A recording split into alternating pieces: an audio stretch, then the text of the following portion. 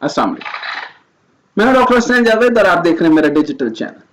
2018 के जब इलेक्शन करीब आ रहे थे तो सब ये कह रहे थे कि नवाज शरीफ अब खुद सियासत करने के काबिल नहीं रहे, 70 साल के हो चुके हैं और काफी बीमार हैं।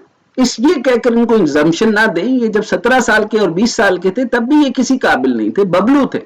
बड़े मियाँ साहब ने पैसे लगा के कोशिश की थी कि कोई शायद बन जाए, लेकिन ये कुछ नहीं बने। और ये भी याद रखें, जैसे एक आधी अधूरी औरत होती है जो पूरी औरत कभी नहीं बनती, इसी तरीके से ये 3 दफा के आधे अधूरे वजीर आजम हैं और जो कभी पूरे नहीं हुए, और ये अब तक सिर्फ इसी एक मसले के अंदर है और गर्क हो चुके हैं इस मसले के अंदर कि एक पूरे वजीर आजम बनना चाहते हैं। ये प्रॉब्लम इनके साथ है।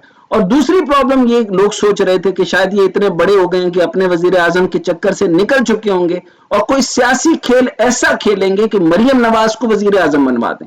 याद रखेंगे, भुट्टो भी नहीं है और बेनजीर जैसा सब्सटेंस भी नहीं है। भुट्टो भी पढ़ा लिखा, बेनजीर भी पढ़ी लिखी और फिर तरबियत याफ्ता भुट्टो की। तो अब आप खुद अंदाजा लगाएं कि बबलू जो है, वो बबलू ने जब तैयार की अपनी बेटी तो वो बबलू ही बनेगी ना। तो सियासी तौर पे वो भी एक बबलू है, तो अगली वजीर आजम में मरियम ने क्या बनना है, वो भी बबलू ही बनेगी। लेकिन ये सारे मामलात और हालात के बाद इमरान खान के इलेक्शन जीतता है और इलेक्शन जीतने के बाद वजीर आजम बनने के बाद हालात बदल गए। नवाज शरीफ को जमानतें लेकर मुल्क से बाहर जाना पड़ा। अगर सब कुछ जनरल बाजवा करवा रहे थे तो क्या ये जनरल बाजवा की मर्जी के बगैर हुआ? अब एक बार फिर नवाज शरीफ को वापस लाकर वजीर आजम बनाने की कोशिश की जा रही। मुस्लिम लीग नून के पास इस वक्त कोई और इंतखाबी बयानिया नहीं है। वोट को इज्जत दो का बयानिया तो ठुस हो चुका है और ये चलने भी कोई नहीं देगा, क्योंकि वोट को जो इन्होंने इज्जत दी है वो कौन देगा। और मईशत बचाने और खुशहाली लाने का परवेज रशीद और इसहाक डार जितना बड़ा बयानिया घड़कर नवाज शरीफ को दे दे, ए सौदा नहीं जे विकना, लिख लो के थे, ए सौदा नहीं जे विकना। लेकिन फिर भी नवाज शरीफ को अगर वजीर आजम बनाने का फैसला किया जा चुका है तो इस मुल्क में होनी को कौन टाल सकता है।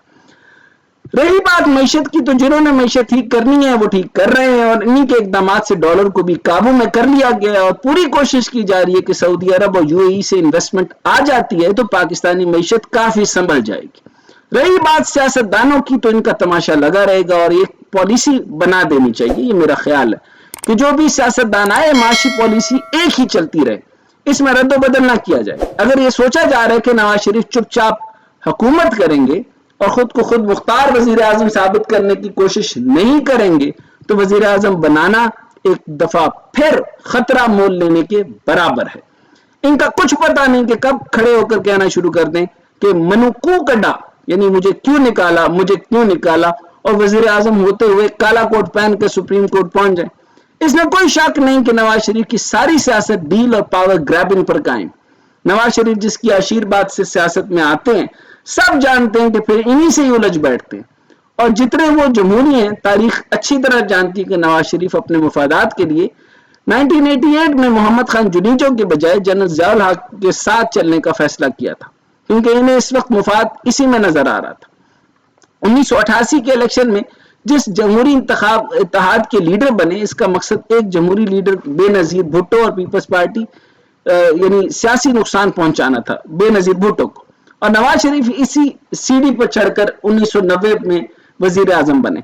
लेकिन फिर वजीर आजम नवाज शरीफ खुद को बादशाह महसूस करने लगे और अपने लाने वालों की मुखालफत करने लगे और झगड़ने लगे और सदर के जरिए फारिग हुए और अदलिया के अंदर अपनी हमायतियों से बहाल भी हो गए और इख्तिदार से उतरते ही पीपल्स पार्टी को फौज मुखालिफ करार देने लगे।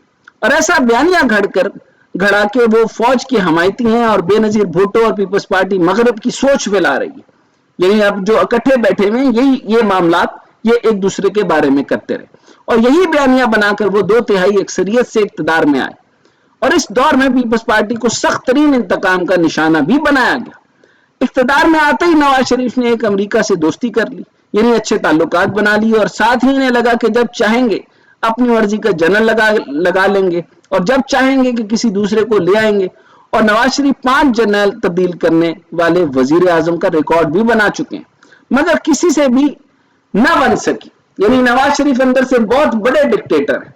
यानी जितना बबलू आदमी होता है उतना डिक्टेटर भी होता है। ये याद रखेंगे, जितना कम ज़हन आदमी होता है उतना बड़ा डिक्टेटर होता है, ये याद रखें। उन्होंने परवेज मुशर्रफ के साथ भी वही करने की कोशिश की, यानी इनकी गैर मौजूदगी में इन्हें बदलने की कोशिश की, क्योंकि इनका پرویز مشرف کے ساتھ کارگل پر جھگڑا ہو گیا. تو نتیجہ یہ نکلا کہ پرویز مشرف نے اقتدار پر قبضہ کر کے نواز شریف کو جیل میں ڈال دیا. پھر نواز شریف کی امریکی صدر نے مدد کی اور سن 2000 میں پرویز مشرف سے ڈیل کر کے سعودی عرب چلے گئے اور جن لوگوں نے ڈیل کروائی تھی انہیں بھی رسوا کرایا. سعودی عرب میں 6 سال تک انڈیا کے ساتھ بھی رابطے استوار کرنے کی کوشش جاری رکھی. جب 2007 اور 2008 میں واپس آئے تو نواز شریف نے امریکہ مخالف تڑکے کے ساتھ قوم پرستی کا بیانیہ بنایا کیونکہ سامنے بے نظیر بھٹو تھی جو پہلے ہی امریکہ کے قریب سمجھی جاتی تھی. بے نظیر شہید ہوئی تو زرداری نے حکومت بنائی. 2013 میں نواز شریف کا بیانیہ پھر بدل گیا. بیچ میں سے قوم پرستی نکل چکی تھی اور انہیں امریکہ کی آشیرواد کی ضرورت پڑ گئی اور انڈیا کے قربت بھی بڑھنے لگی اور انڈین سیاستدانوں نے تو یہ تک کہا کہ نواز شریف ان کی پاکستان میں انویسٹمنٹ ہے. یعنی نواز شریف ایک بہت بڑی انویسٹمنٹ ہے انڈیا کی.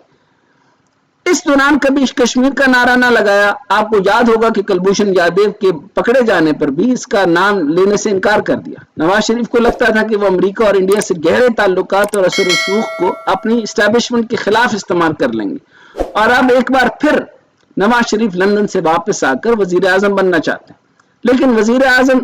لیکن نواز شریف کے اندر بدلے کی آگ ختم نہیں ہو سکتی. اس لیے نواز شریف کو پھر سے وزیر اعظم بنانے والوں کو سوچنا ہوگا کہ کہیں نواز شریف الٹا گلے نہ پڑ جائے.